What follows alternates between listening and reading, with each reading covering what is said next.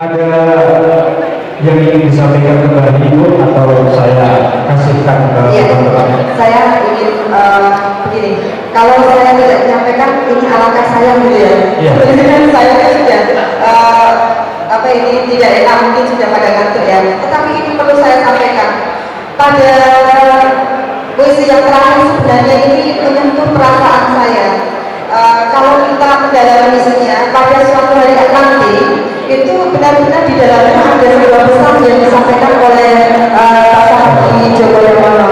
Kalau saya artikan secara keseluruhan di sini, Pak Sahabi Djoko Damono itu menginformasikan bahwa di sini terkubur dengan tanah gitu ya, dan tidak ada lagi tersisa benda-benda yang ada pada diri kita. Akan tetapi di sini di bait terakhir pesannya, pada suatu hari nanti impianmu pun tak dikenal lagi, namun di sela-sela mulut saja ini kau takkan letih-letihnya mencari. Artinya di sini sang pengarang itu walaupun nanti sudah meninggal, melalui karya-karyanya ini diharapkan masih tetap bisa berdialog dengan generasi muda, dan tulisan itu tidak akan pernah mati. Yang menghidupkan di sini adalah makna-makna yang ada di dalamnya. Seolah-olah di sela-sela huruf saja atau rangkaian kata-kata itu, itulah hadir seorang penyair yang tidak akan pernah mati walaupun nanti batas waktu usia manusia itu terbatas. Seperti itu. Mari kita lanjutkan kreativitas Pak Sahabi Djoko Damono. Ya. Oke. 1, 2. Iya, Pak. Lagi. Ya tersangka dan belum angkat tangan. Oh iya, 5. 6. Oke, 7. Oke, bagus. Dari sini dulu. Iya, silakan monggo. Mas I dari Jalan Sabang. Ya. Assalamualaikum warahmatullahi wabarakatuh. Waalaikumsalam. Terima kasih atas kesempatan luar biasa ini. Saya ingin menyampaikan beberapa puisi yang terkait dengan puisi yang diciptakan oleh Bapak Sahabi Djoko Damono. Di wawancara beliau mengatakan bahwa puisi itu semakin lebih luas dan maknanya lebih banyak ketika orang memaknai sendiri. Nah ini kaitannya dengan nasional. Nah itu yang menjadi polemik bagi anak-anak ketika membahas sebuah tema, membahas sebuah makna, sebuah puisi. Ini anak-anak menjadi terjebak dengan pilihan-pilihan yang sangat mirip-mirip. Kalau semacam saya itu membuat anak semakin sulit. Nah, sehingga ketika beberapa benda SKL kemarin sudah saya sampaikan, kalau bisa puisi atau tema atau soal tentang puisi ditiadakan supaya tidak menyebabkan anak salah dan salah. Nah, bagaimana nanti ada seperti itu? Mohon tanggapannya. Iya, bisa coba. Iya. Dan satu lagi yang tadi saya jawab dengan Bagi bahwa beliau ini adalah terbilang sekali dengan alam. Banyak karya-karya beliau dengan hujan, kemudian dengan sentuhan-sentuhannya atau berinspirasi dari alam, menggunakan alam dan dia sebagainya. Mohon tanggapannya terkait dengan tafsir. Kalau semakin multi tafsir, apakah tidak semakin membingungkan bagi orang yang membaca? Sehingga pendekatan-pendekatan apa saja yang perlu kita lakukan supaya apa yang dicapai oleh si penulis puisi benar dan apa yang kita Iya, terima kasih. Sebenarnya pertanyaan Mas ini adalah problema saya juga sebagai guru bahasa dan sastra Indonesia. Begitu Mbak Ima ya. Mbak Ima langsung ngacok-ngacoknya. Itu tahu yang kau mau gitu ya. Begini, ini memang dilema bagi pendidikan kita, terutama pelajaran bahasa dan sastra Indonesia kita. Dari dulu ini adalah polemik buat kita sebagai guru.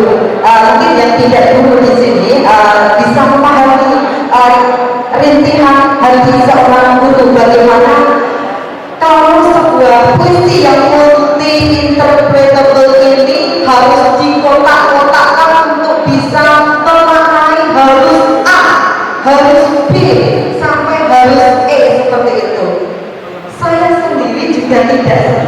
setuju gitu ya.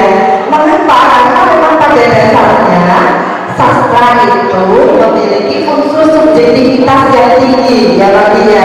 Nah, tetapi dari saya mengajar tahun 96 sampai sekarang tetap saja puisi menjadi kutipan di dalam apa ini ujian-ujian nasional yang akhirnya saya curiga.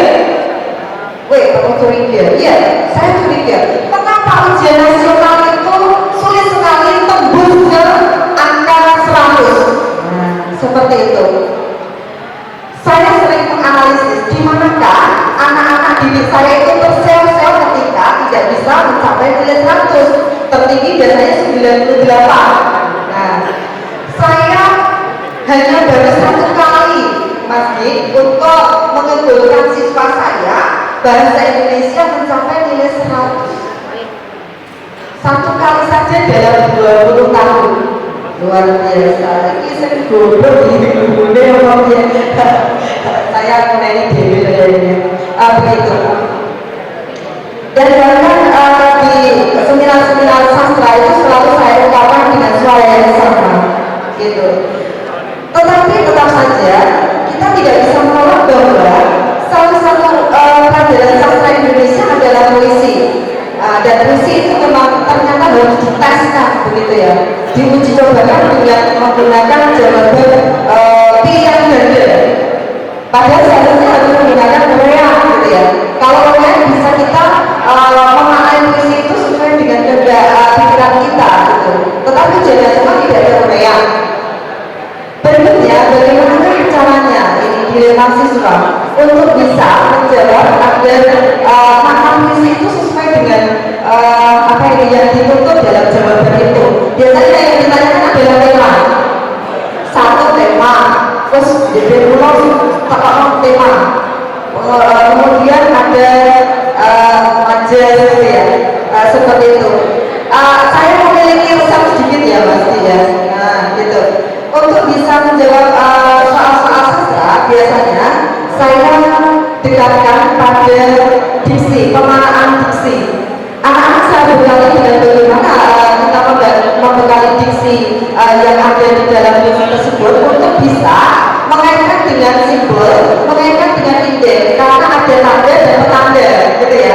Kalau misalnya ini menggunakan isyarat ini adalah kesedihan, itu tandanya seperti apa? Ketika kita mengembalikan tema ke dalam sebuah kajian bahasa itu, maka kita tidak akan kesasar gitu ya. Nah, misalnya kalau kita lihat, misalnya aku ingin mencintaimu dengan sederhana, itu temanya apa? Kok ada kata cinta gitu ya? Artinya kata itu tidak akan bisa lebih, tidak bisa lepas dari unsur percintaan itu sendiri. Berarti di dalam pilihan gandanya itu yang kita bicarakan di sini adalah tema tentang kasih sayang, bisa juga tentang rasa cinta, seperti itu. Jadi kita kembalikan pada diksi-diksi itu, terus kemudian kita dekatkan kepada makna dan keterkaitan dengan penjabarannya, maka kita akan mendapatkan jawaban yang pas. Terus masalah majas, saya biasanya begini, majas dalam teori kita itu ada banyak sekali, ada 40 majas yang ada dalam benak pikiran saya. Tetapi itu tidak akan saya berikan semuanya gitu ya, kecuali pada anak-anak yang memang mendalami bidang sastra. Yang memang dalam ujian nasional biasanya bisa diteri. Adik-adik yang sering yang pernah mengerjakan ujian nasional, yang majas yang sering keluar apa? Personifikasi, tepat sekali ya. Ternyata yang membuat soal itu tidak lebih dari personifikasi itu. Nah, sehingga kita harus memberikan contoh-contoh soal-soal yang di dalamnya ada majas itu. Tes, personifikasi, hiperbola, ironi. Tidak perlu sampai kontradiksi interminis, gitu ya. Tidak perlu koyo-koyo.